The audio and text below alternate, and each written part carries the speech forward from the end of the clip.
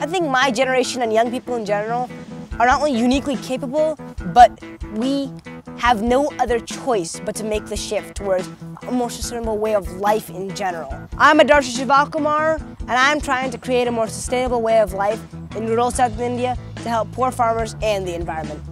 With the help of his sister Apurva and the cash prize that he received for winning the California State Spelling Bee, Adarsha founded Project Jatropha to promote the Jatropha plant as an ecologically friendly and economically sustainable source of biofuel in rural India. The project helps to empower local farmers and women's self-help groups by supplying Jatropha seedlings and then buying back the valuable Jatropha seeds at a fair market price. If we as a generation fail, everybody's going to pay the price. But if we succeed, we're not only going to save ourselves, but we're going to save future generations and this planet. Every 2 years, we actually go to India, and my dad has had connections with Project Jatropha. It's an NGO, and they essentially organize women's self-help groups in these rural villages to try to help lift these women out of poverty. We decided to see if we could actually do anything instead of just all talk and no action doesn't really help anybody in the end. And after quite a bit of research, we came upon this plant called Jatropha. The Jatropha plant grows almost anywhere and is particularly suited to the climate of southern India. When the seeds are crushed, the resulting oil can be processed to create a high-quality biodiesel. And we decided to see if we could use Jatropha maybe as a biofuel and incorporate it somehow with the women in the self-help groups and see maybe if they could grow it and sell it. In the summer of 2008, Adarsha and his sister held several town hall meetings with the villagers, answering questions and explaining the goals and plan of execution for the project. The farmers, right now, they're growing tobacco. The big thing was that tobacco is a rather destructive crop. You can really see the scale of the industry here. In order to sell tobacco, you must cure it. And curing involves burning large quantities of firewood in order to do so. The increasing demand for firewood has led to deforestation in the nearby Nagarhole and Rajiv Gandhi National Park and Wildlife Sanctuary.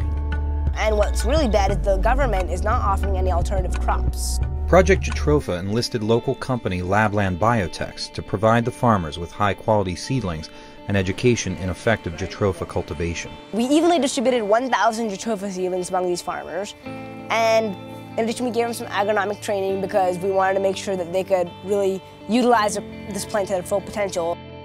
The Jatropha plants will reach maturity in 2 to 3 years when the farmers can harvest the seeds and sell them back to Labland Biotechs for 10 rupees per kilogram. Labland Biotechs will convert these seeds into biodiesel via using a mechanical process. Every part of the Jatropha seed is used and every chemical is reused over and over. And that's what makes it really, really cool. Right now, what India is trying to do is that it's mandating a certain amount of biofuel from Jatropha oil specifically has to be used in trains and buses. And that, since there are quite a few trains and buses in India as a whole, that means there's a pretty large market for this biofuel. With the profits that we'll make, some of it can go back to the farmers. For the rest of it, what we're going to do is we're going to reinvest it into the system and buy more Jatropha seedlings to give to more farmers. We're going to have a small nursery built at Project Jatropha where the farmers can sort of pick up Jatropha seedlings. If we get a nursery going in Project Jatropha, that will mean the farmers are truly self-sufficient. They don't need us as a middle person, and neither is Labland Biotechs, which is our ultimate goal, really. He's brilliant, but beyond that, he's just absolutely magnificently compassionate and filled with love. And so all of those things together make him a joy to work with. We can't really generalize and say this is my water, this is my air, this is my land, when everything's so interconnected.